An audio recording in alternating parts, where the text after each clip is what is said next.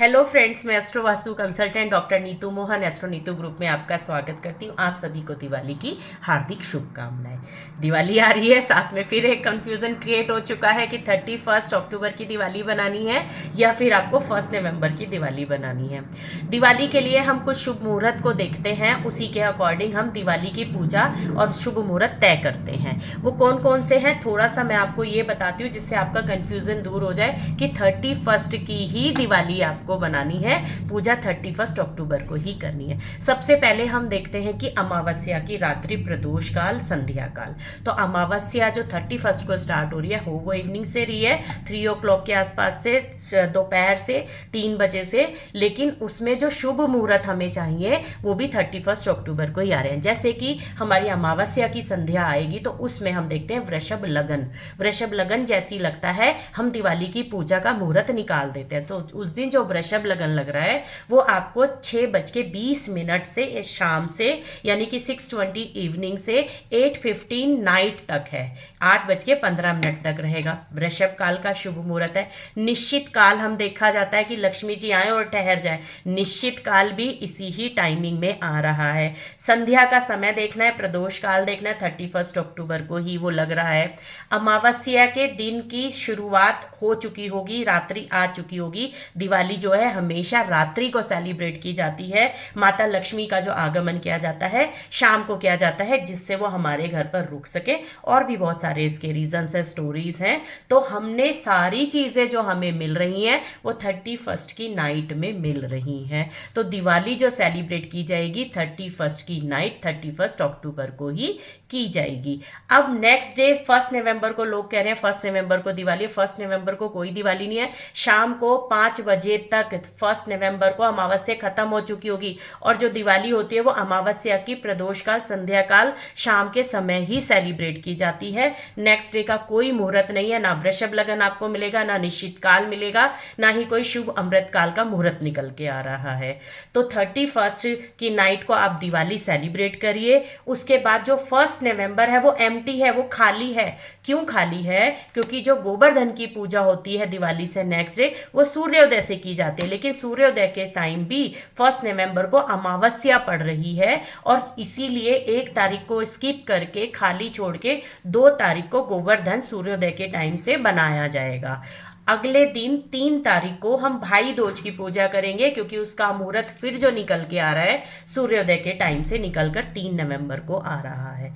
तो बहुत क्लियर है, 1 नवंबर को कोई भी फेस्टिवल नहीं पड़ रहा है, वो दिन खाली जाएगा। छोटी दिवाली जो है 30 अक्टूबर को ही मनाई जाएगी संध्या काल में। उसका वही मुहूर्त होगा शाम के समय दिए जलाने का, जो कि हम हमेशा करते आ रहे हैं।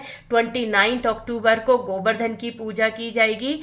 सारे फिक्स्ड हैं, सिर्फ एक 1 नवंबर खाली जा रहा है। उसका रीज़न आपको बता दिया है, क्योंकि अमावस्या शाम को 1 नवंबर को 5 बजे तक है। तो 5 बजे के बाद हम दिवाली की पूजा नहीं करते, क्योंकि अमावस्या ही नहीं है, और हम लोग जो दिवाली की पूजा करते हैं अमावस्या पर ही करते हैं। आपने कभी अपने टाइम पीरियड में देखा होगा या बड़ों से कभी नहीं सुना होगा कि दिवाली की पूजा दिन के 12 बजे हो गई, 2 बजे का मुहूर्त है, 3 बजे का मुहूर्त है। हमेशा संध्या काल 5 बजे के बाद ही दिवाली का मुहूर्त आता है, क्योंकि जो माता रानी होती है मून को रिप्रेजेंट करती हैं, और वृषभ लगन में वो एक्सल्टेड होती है। निश्चित काल के मुहूर्त पे जब हम इन सब चीजों को देखते हैं उसको शुभ मुहूर्त बोला जाता है, और उस टाइम पे हम पूजा करते हैं, जिसका मुहूर्त मैंने आपको बता दिया। ये सारी चीजें आपको जो मिल रही हैं वो 31 अक्टूबर को ही मिल रही हैं। तो इसीलिए कोई कंफ्यूजन क्रिएट ना करो अपने ब्रेन में। जो चीजें आपको लक्ष्मी जी जिस रूप में चाहिएंगी उसी रूप में आपके घर आएंगी, और 31 का ही मुहूर्त वो निकल के आएगा। क्योंकि अगले दिन आपको वृषभ लगन भी नहीं मिल रहा है, निश्चित काल भी नहीं मिल रहा है, अमावस्या की रात्रि भी नहीं है, तो दिवाली किस चीज की? उस दिन दिवाली है ही नहीं।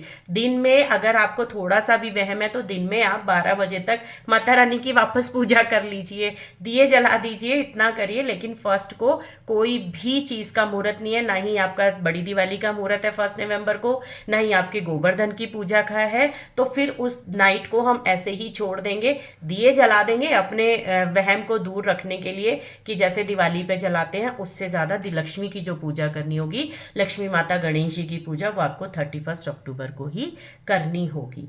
सारा कंफ्यूजन सिर्फ किस बात के के लिए निकल के आ रहा है कि दिवाली किस दिन मनाई जाए कि जो माता लक्ष्मी घर पे आ जाए, और उसके लिए मैंने आपको बहुत आराम से बताया है कि हम किस मुहूर्त को देख के दिवाली की पूजा करते हैं। उसी दिवाली की पूजा को आप उसी तरीके से करिए, आपको रिजल्ट ज़रूर आएगा। अब धनतेरस के मुहूर्त का भी मैं आपको बता देती हूँ कि जो धनतेरस का मुहूर्त है वो भी 6 बजे के आसपास से और शाम को 7:30 बजे के आसपास तक रहेगा शाम को। वैसे ही विधि विधान से आप पूजा करिएगा।